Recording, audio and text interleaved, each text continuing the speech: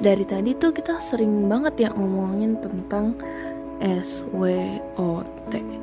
Sebenarnya apa sih ini analisis SWOT? Nah, biasanya analisis SWOT itu dipakai untuk decision making ya, untuk menilai nih cost versus benefit ya,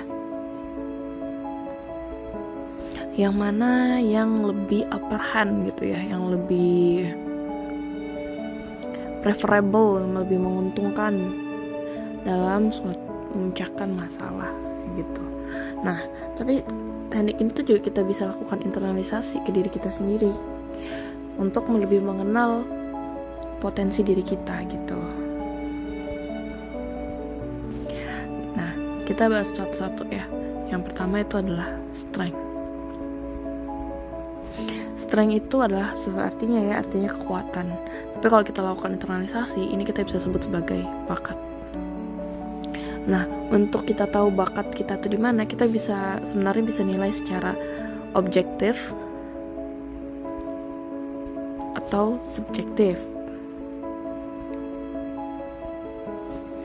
Nah, kalau objektif ini kita bisa lakukan dengan tes minat bakat, di mana biasanya akan melibatkan profesional. Nah, kalau dalam melibatkan profesional itu nggak gratis guys. Jadi untuk kaum menang mending, contohnya kayak aku, kita coba yang lebih cost efisien aja. Kita bisa lakukan secara subjektif. Emang kesannya kayak subjektif ya, jadi artinya beda-beda dong POV-nya gitu. Jadi nggak ada standarisasinya dong. Nah, emang iya kalau kita take for granted. Tapi kita nggak bisa kalau ngambilin yang subjektif ini cuma ngambil dari satu point of view aja.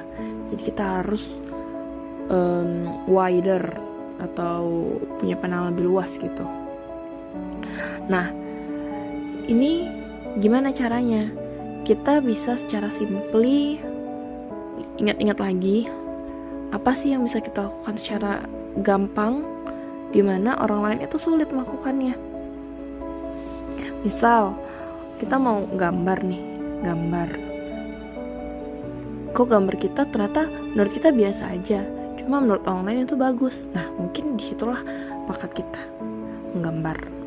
Atau in communication, ketika orang lain sulit menyampaikan idenya, kita bisa nih menyampaikan secara gamblang. Nah, mungkin komunikasi adalah